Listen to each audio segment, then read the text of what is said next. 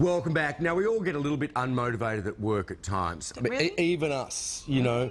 Even when you're covering the big stories like the first people to send a lamb chop into space on a balloon and you know that you are revolutionising the way humanity thinks about itself, even then you can lose motivation some days.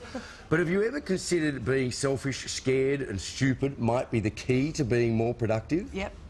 Behavioural strategists and authors Dan Gregory and Kieran Flanagan have written a new book, and it suggests that we should be embracing humankind's less heroic tendencies if we really want to boost staff workplace productivity. They join us this morning to discuss their interesting new strategies. Good morning to you both.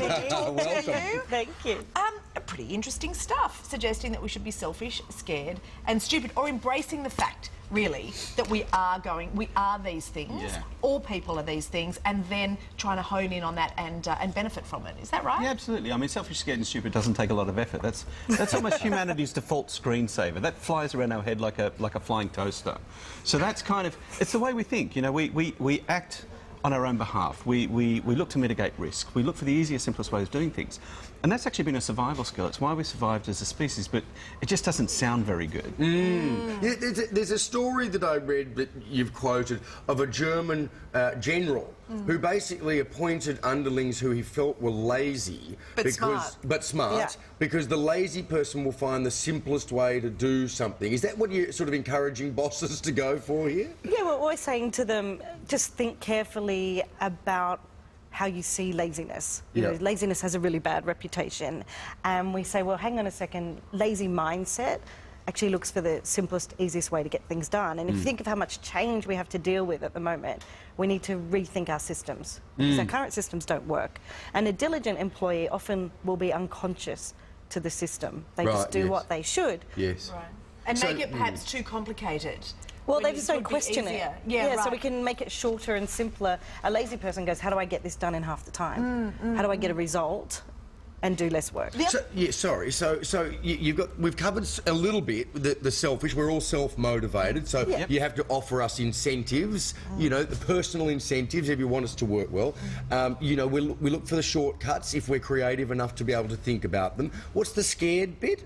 Well, scared is, you know, everything we do is motivated by some kind of fear. We've all got some kind of fear driving us. Sometimes it might be the fear of the deadline, which is actually a terrific fear in terms of getting work done. Yeah, right. But we tend to only think of fear as a negative. We tend to, you know, a lot of business books tend to say, well, actually lose the fear. You know, the fear is damaging. But actually, if you move the fear from action to inaction, so if you're more fearful of not doing what you need to do, that's actually a really positive thing. So it's about understanding that fear drives us and how we can shift it. The other thing about with the selfish part, you were talking about charity and about bosses trying to change their strategic thinking about how they were doing things. And that often if you're just asking people for money, just for money to help a charity, people won't give it. However, something like the Ice Bucket Challenge has been a phenomenal worldwide success because it taps into people's innate selfishness. It gives you something to do. Yeah, and most people don't know what ALS is. They don't know it's a neurodegenerative disease of the brain or the stem cells or whatever it is. And most people don't know that, but it didn't matter. Because what, you're going to have a solution to that problem in your drawer? I mean, no, the average person isn't going to. So what they need is funds to fund research. So putting something in it for people, which is, here's a fun challenge for you to go out and do, share with your friends, make it social. It's an online chain letter, essentially, that raised more money than any charity campaign. So it's selfish because it's fun and because it's sort of self-promoting. It comes from a stupid position because of it's nice and easy. Is there any fear involved in that? Well, the fear of looking like a bad guy, because I didn't take the challenge on. So you're afraid of social rejection because someone dared you to do it, and you were like, oh, I'm not getting wet, my hair will freeze. Right. Sure.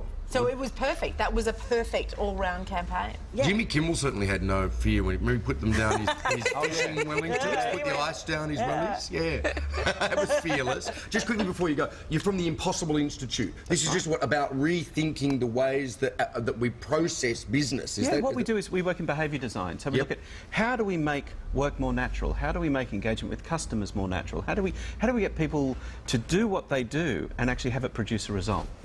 Okay, terrific. Oh, Dan and Kieran, it is a delight to see you both this morning, and thanks for bringing your book in. Mon and I aren't going to read it because everyone in television is all of those things anyway, but I'll certainly give it to my brother.